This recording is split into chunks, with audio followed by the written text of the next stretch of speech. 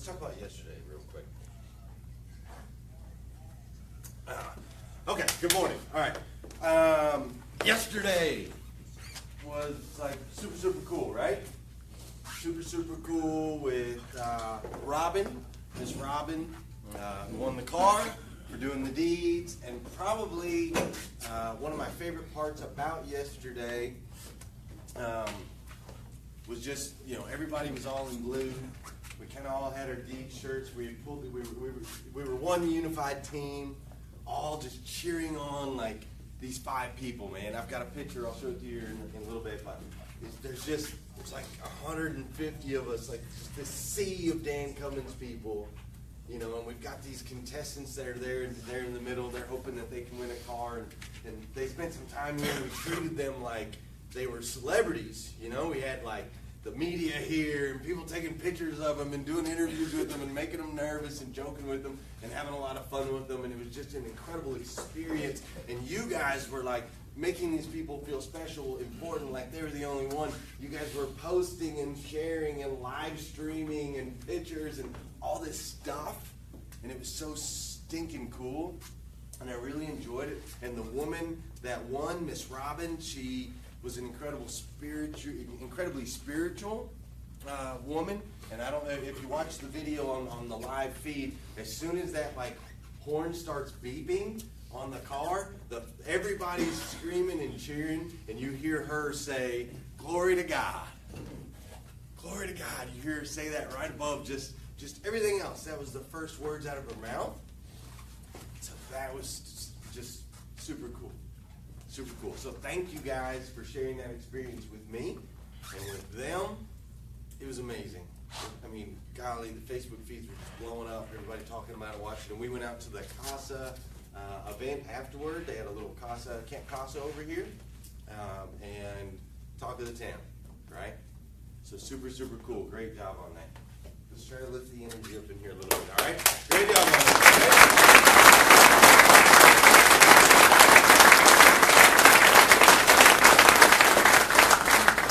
Okay, so we're gonna have some serious talk today, okay? And in that serious talk, slideshow. Let me get it.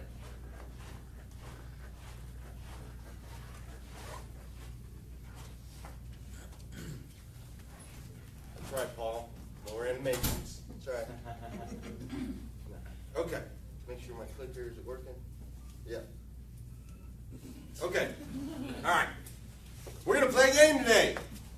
All right? We're going to play a game, and the game is called Who Should I Fire? That's the name of the game. Now, here's how we're going to play this game. Okay? You guys are now all the GM of the dealership. And I'm not kidding. You're the GM. Okay?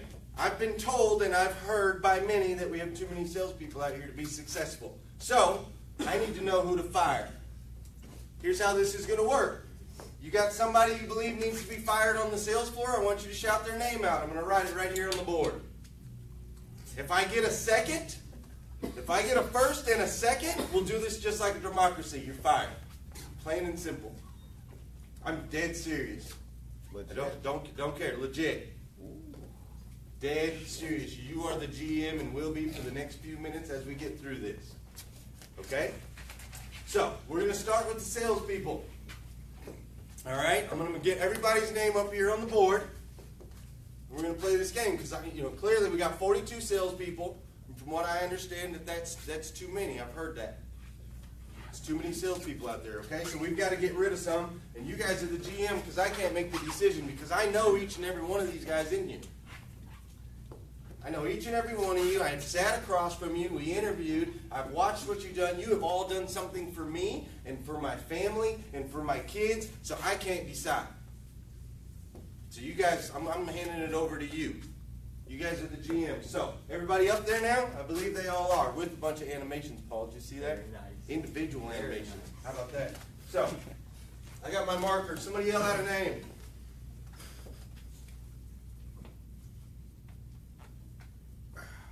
Why is my name so bright?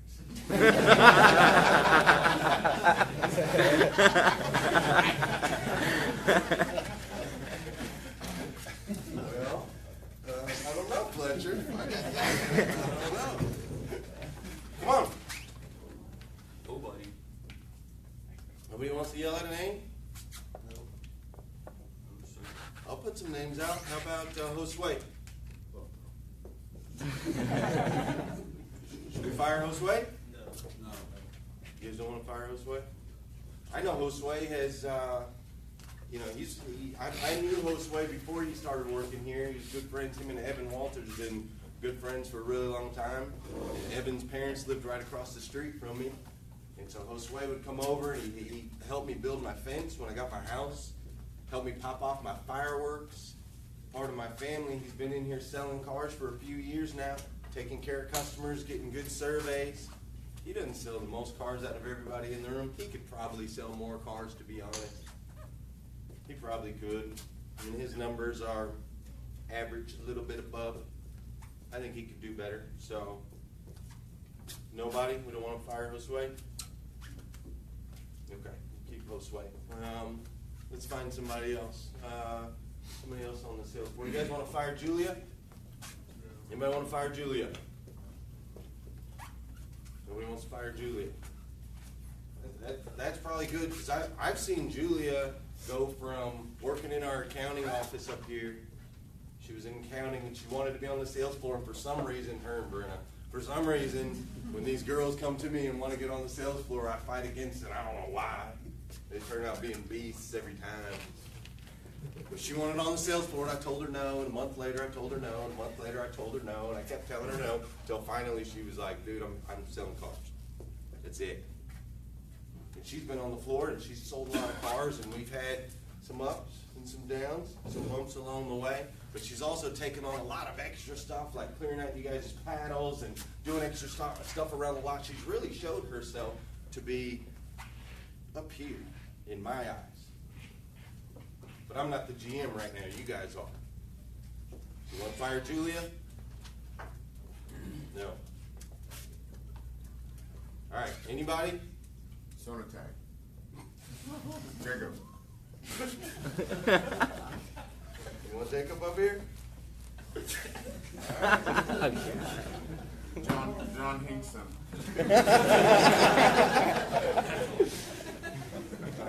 You're a mess. Dan Kroll.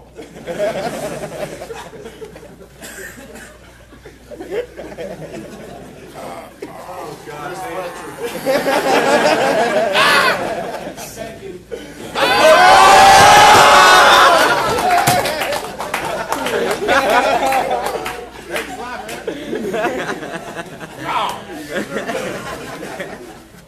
Okay. All right. Well, here we go. Oh, thank you. I needed to laugh. Okay. So, if we're not going to fire any salespeople, I got an idea. We can fire some managers, right?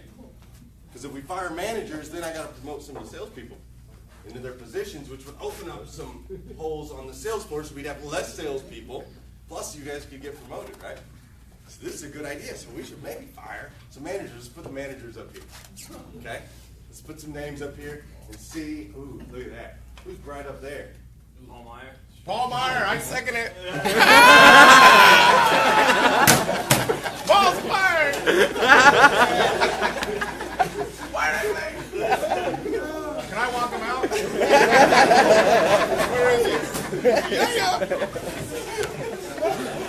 Hey, you said legit. I love it. I love it. Oh my God. Okay. All right. So we got our managers, right?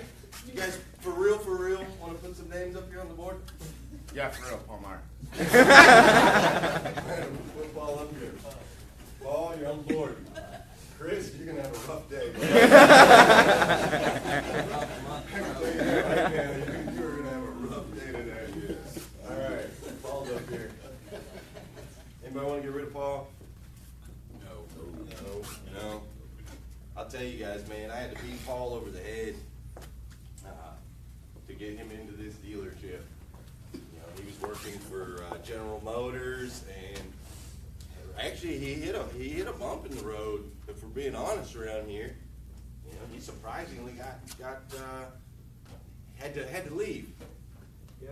General Motors, kind of on a surprising note. And when I found out about that, I immediately started calling them and like, dude, you got to get in here, and we need you on our team because you're a freaking genius, as you guys know. It really fits into our culture well. And so I'm very thankful to have Paul, but I'm not the GM right now. You guys want to fire Paul? No? Any other managers? What about Sam? Oh my, yes. Everybody want to fire Sam? No. No? That's good because, Can we go Sam, back to Mo? go back a page. That's good because Sam, you guys, I mean, Sam's been my road dog this whole way from the very get-go. It was me and it was Sam, the very first thing I did when I got promoted as sales manager of the store is when I got to, it was Russell? Yeah. Sorry. Don't say that name, you might show up. Anyways, that was the first thing I did. I was like, I need Sam. Sam was back in finance at the time. I was like, I need Sam. And he's basically been, my running back ever since. For those of you that don't know, Sam drives an hour and a half back and forth from work every day. He drives an hour and a half back. He lives up in Cincinnati, right by the stadium. So he drives an hour and a half back and forth and has for years and years and years, not because he's broke and can't afford to move, because he has a son that lives in northern Ohio that he doesn't want to miss out on. It's really just a couple hours. There's a couple hours a week extra that he gets with his son by living where he lives versus if he were to move further down. So he drives 3 times 5, 15 hours a week of driving to get here so he can get a couple extra hours with his son. So Sam's my dude. I'd probably fire you all later if we fired Sam now. I'll tell you that now. I'm not GM now, but I'll be GM here again in a little bit. So nobody on Sam? Okay. All right. So we're all in agreement then that everybody that's in the room right now deserves to be in the room right now. Are we all in agreement? Everybody's in agreement there. Okay. All right. So here's what we need to do. If everybody's in agreement that everybody deserves to be here, then we got to kind of take a look at it from a numbers side of things. Okay, we got to look at some numbers and go, okay, wait a minute, maybe we don't have too many salespeople. Maybe everybody that's in here deserves to be here. So let's just look at the numbers real quick. So here's some industry standards, and here's Dan Cummins Chevrolet, okay? So we have obviously 17,540 franchise dealers in the United States. We just have one dealership here. So there's some numbers there for you. Here's another number. Across the industry, average is $3,333 a month for a salesperson. That's industry standard across 17,540 franchise dealers. Okay, our average salesperson here makes $5,700 a month here at Dan Cummins. Industry standard, we typically have 11 salespeople in a dealership. Here we have 42. Industry standard is 10 units per salesperson, one every 2.6 days. This dealership, it's 20 units per salesperson, one every 1.3 days. Average dealership has sells 76 new cars. We sell on average 237. They sell on average 33 used cars. We sell on average 585. That's just the numbers. It's just the max. So I think I am in agreement. Looking at that, I'm in agreement with you guys that we need everybody in this room. That's what that tells me. Because we're making more money than industry standard. We're selling twice as many cars as industry standard per salesperson. And we're crushing them down here. Are we in agreement? You guys are the GM. Tell me if I'm wrong. Okay? So, if it's not the people in the room, that's not our problem. Then it must be the inventory, right? Look at that. Isn't that awesome, Paul? I'm getting on my PowerPoint machine.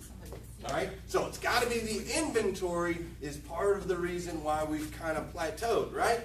Has to be. Can't be. It's not the salespeople. It's not too many there. So it's got to be the inventory. So let's take a look. We don't have enough inventory. So I pulled up the industry average. This is actually the old dealership that I used to work at. That's actually 2 dealerships now. It used to be 1. But that's where I used to work at back in Flagstaff, Arizona. But I pull up industry average, and on average, most dealerships have 218 cars on the lot.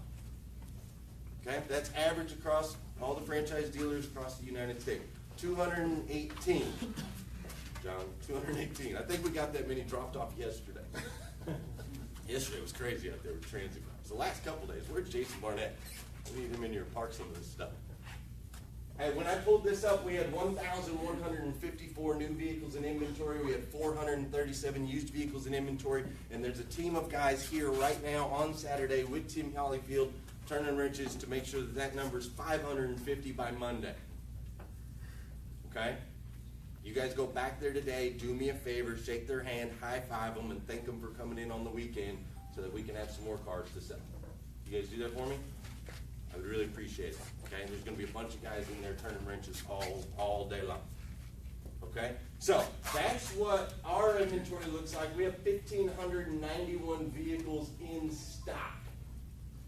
218 is industry standard. Okay? So it looks to me like we have a lot of inventory. Does it look like that to you guys? It seems like we have a lot.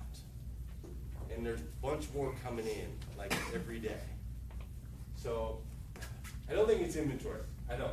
So if it's not inventory and it's not the people in the room, then it's got to be like our leads, right? There's just not enough leads to go around for everybody to be as successful as they want to be. So I thought, okay, let me look into that real quick. Let's take a look. So I pulled up the industry standards and the industry standard versus ours. So industry standard, most dealerships' websites get about 2,000 clicks a month. Industry standard. Our website gets about 85,000 clicks a month.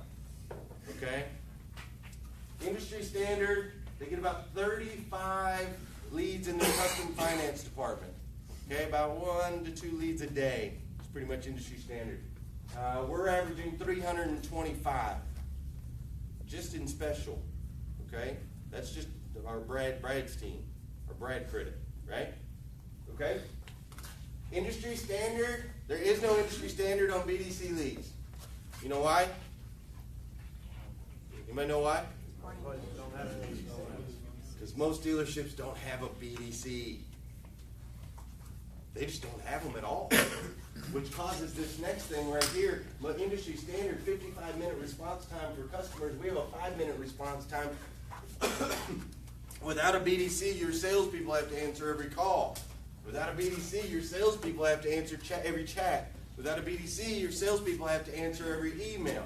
So if you're with a customer and you get a lead, that lead has to wait till you're done with your customer, right? So you can get back to it. So that's why we have 55-minute response times across the industry versus 5-minute response times here, because we have a dedicated 14-person BDC that's doing all of that stuff for you. They're doing it all for you. And I don't know if you guys know, actually I know you probably don't know because most of you have never worked anywhere else, but even in the dealerships that do have BDCs, they typically split their sales with their salespeople. If it's a BDC lead, the BDC person gets half, and the sales guy gets half. Is how it works in most stores. Okay, we're in a unique situation here in this particular dealership because we have an owner that had enough foresight to see, well, if I make BDC people split sales with salespeople, then I'm going to split my BDC and salespeople. I'm going to make them not want to work with each other. Like, sales guy's going to be like, no, I don't want him on there because he's taking half my stuff. So Josh was able to see that ahead of time years ago when he started with Miss Debbie Bellamy right here. He was able to see that it needed to be, you know, a group thing, a team thing. And we now have one of the biggest and baddest and best BDCs in the United States of America, hands down. Hands down. No debating. All right, so it looks to me like we might have some leads. What do you guys think? You guys think we got some leads? I got 3,000 coming in the BDC, another 325 in custom finance, 85,000 that are clicking on our website, and I got a team of 14 BDC people that respond to these people within 5 minutes, whereas every other dealer is taking 55 minutes, so we're getting to them first. Right? Okay. So everybody in the room deserves to be in the room. we've got the inventory, and we've got the leads. So why are we a little stale? Why are we a little flat? Change, How come, what's that? change. We need to change. No, because of the change. Which one? Just gotta get used to it. Grow, get bigger. Can't keep doing the same things you're doing. Deal with that. He hasn't worked here very long. You're Yeah. close. But you're wrong. Oh, It's okay though. yes, I'm right. It is a good guess. Because we don't believe that we can't do anything. People say you can't keep growing, you can't keep going at this pace, you can't keep going 33% increase in sales year over year. People have told us that since the very beginning, right? But we don't believe that around here. We don't believe that. We believe right now, currently, if we're not selling 1,000 cars a month, it must be the inventory. We're too many sales guys. We're not enough leads. It's got to be something like that because it can't be us, right? There's no way it could be our mindset. There's no way. But I think if it's not those things, this is what I think it is right here. I think that we as a dealership overall forgot who we are and where we came from. I really believe this. I believe that right now we're making a lot of excuses because excuses are sometimes a little easier to swallow than the truth. And here's the truth, and Frankie actually said it right when he got back from Cardone training. Frankie and I had a conversation. He actually said it, which was funny because I was already in this mindset, and he said it right to my face. He said, one thing I learned down at, or he talks about a lot of things he learned down at the Cardone thing, but he said, one thing I notice around here is that not everybody's on the same team. That everybody's kind of worried about themselves individually, but we're not all rowing the boat in the same direction. We got 60 people around here that are, everybody's kind of worried about themselves versus worried about the team. And see, what I remember, because I've been here a little while, I remember in those beginning days, I remember the early days when our entire management staff and BDC was all in a room that was about the size of where those four desks are. That's what I remember. We were tripping over wires and climbing over each other to try to just function in trailers on the truck lot. Okay? I remember that. And I remember how, as a team, collaboratively, we had each other's back all the time. Like, we were all just working and grinding, and we were all broke. We were all broke. Like 1998 Toyota 4Runner, 200,000 miles on it, broke. And we were just freaking one mind, one team. This is where we're going to go. This is how we're going to get there. No limitations, no excuses. Do you think we had inventory then? We didn't have any freaking inventory back then. Nothing like what we have now. Nothing. Did we have leads back then? Nothing like we have now. We had two people. Well, we had one person in the PDC originally. Then it went to two because we started to get a few leads, like 100. It was a big deal.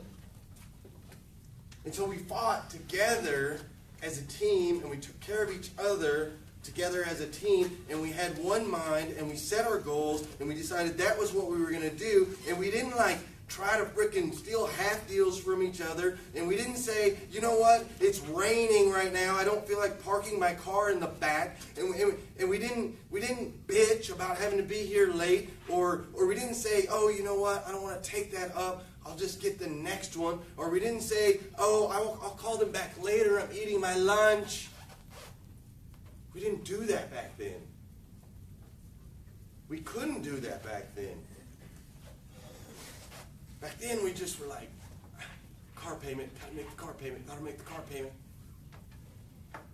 We've created an environment here that has made it easy to be somewhat successful. Okay? We got BDC to answer your phone calls to get the customers in the door. We're fixing used cars, like every single little blemish on them, like they're brand new. We're making 5-year-old cars brand new for our customers.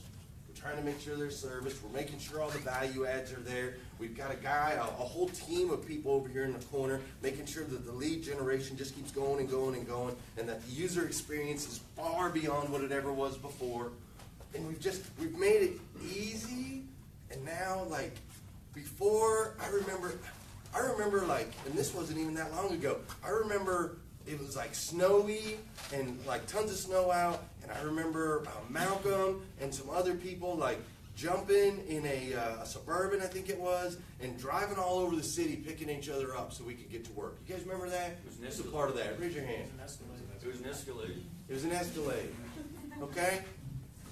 That's the team I remember. Like, risking life and limb. Because it was nasty out. We probably shouldn't have made them come to work, Sam. But we were so freaking driven back then. 2 feet of snow, screw it. We'll start an hour late. So, I mean, that was our team. And that was the camaraderie. And that's the kind of stuff we did. We looked after each other. And when you compare it, when you look at some of the, you look at packs, all the badass animals like wolves and lions and all that stuff, right? They're running packs, man.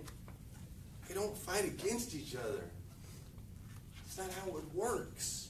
They don't have this selfish, one-sided mindset that's kind of easy to get into when your bills are paid and your $55,000 Silverado, nice and warm and toasty. You can kind of get into this mindset where, like, yeah, I got this. I can do this. It's cool. I'll just leave this up here for just a minute. You kind of get in your own little bubble. Whereas when we're pushing and we realize that we're underdogs and we're driven and we're fighting and we're toothing and we're clawing, it's a whole different thing. We're thinking about the big picture. We're thinking about the team. We're thinking about what this place has done for us. Last night, I was with Josh Cummins. We had a couple drinks last night, hung out over, downtown. We're having a great time. We're having a great conversation. He's telling me all his dreams and all his visions, where he's planning on taking this dealership. And I don't want to go home. I just want to stay there and stay in this conversation all night long. I could have talked to him for hours. It's such good stuff. But I said, Josh, I got to go. I've got a meeting in the morning, and it's important. I got to be there, and this is my boss. He's like, no, man, you're good. You can stay here. It'll be all right, man. You don't have to go. And I'm like, no, Josh. No, I got to go. I got to go because I know who I work for, and I know what we need to be doing. My life has changed drastically from the first day I walked into this building. My kids are healthy. My family is healthy. Our bills are paid. Things are good. But I have not forgotten where I came from. I have not forgotten how I begged Josh and Dusty to give me a job. I begged them on hands and freaking knees. I had to get a job. I had to do something. Because I was living in low-income housing, and I had Savannah, and my wife was having to work at frickin' Jerry's, and we're trying to figure out where our babysitters are going to come from, and my life was shit. And those guys gave me a chance, and they gave me an opportunity, and I will not forget it, ever. And I will do whatever I have to do for this team. And I expect the same from you guys, because you told me you would. You told me in the interviews. I remember I was there.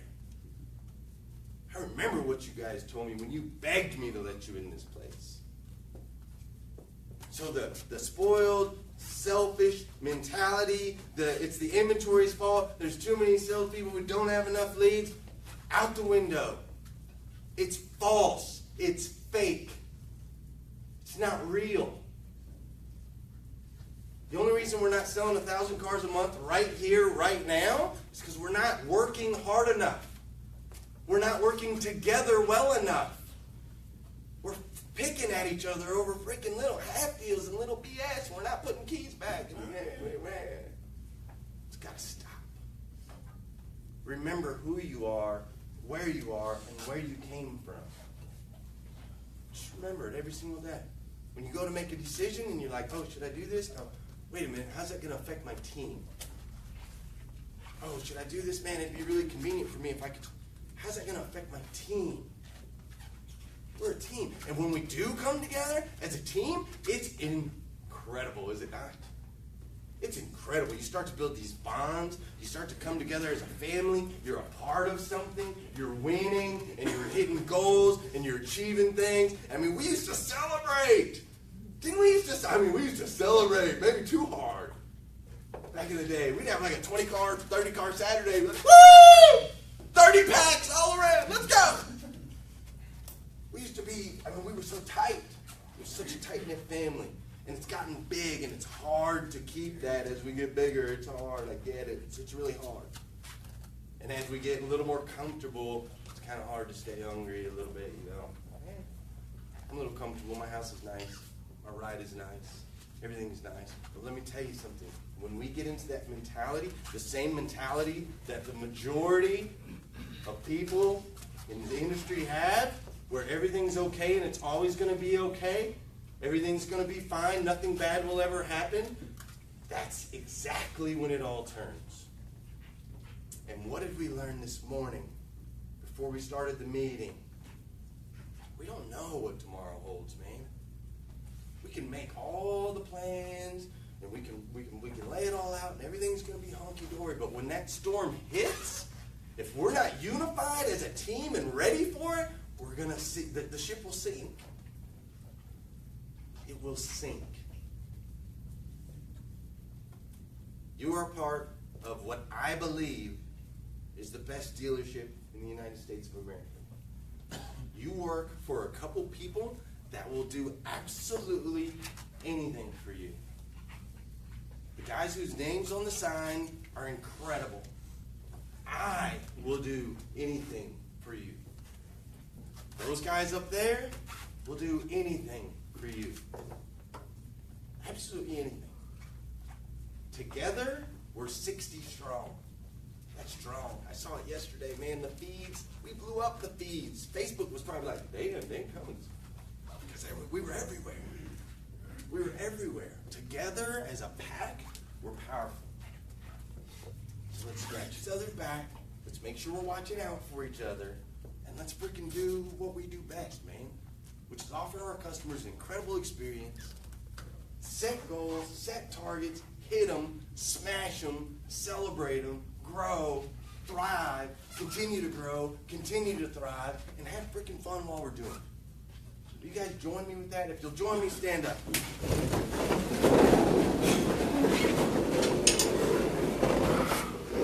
I am on a mission to eradicate the negative stigmas associated with the car business. I can do this by making my customers special, important. I will offer an experience that exceeds my customers' expectations today, tomorrow, and in the future. I will not just sell cars, I will create fans. Hey, I love you guys.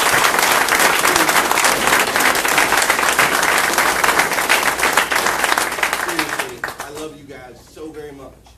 I feel like there's so much potential, man. It's tip of the iceberg. So let's clear this out. No more excuses, okay? No more excuses. We all are in agreement now, right? We've seen the numbers. Everybody said that everybody belongs in the room, so we're all in agreement there. We've got 1,600 cars out there to sell. There's leads pouring in left and right. All right, let's have a freaking big end of this month. Let's have a big Saturday. Enjoy your Sunday, and we'll keep kicking ass, all right? Thank you, guys.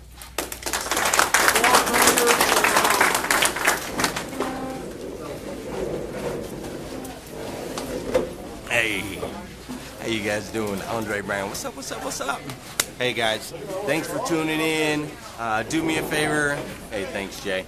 Do me a favor, if you get a chance, shoot out a prayer for our buddy, Brian Black. He's dealing with some struggles and stuff, so if you can, just shoot out a prayer for him. Thanks, Sip. Hope you're enjoying Romania, man.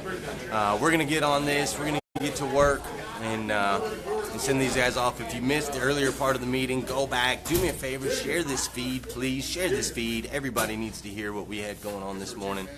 So, super good stuff going on. Dan Cummins Chevrolet and Buick here in Paris, Kentucky. Thanks for tuning in. See you guys.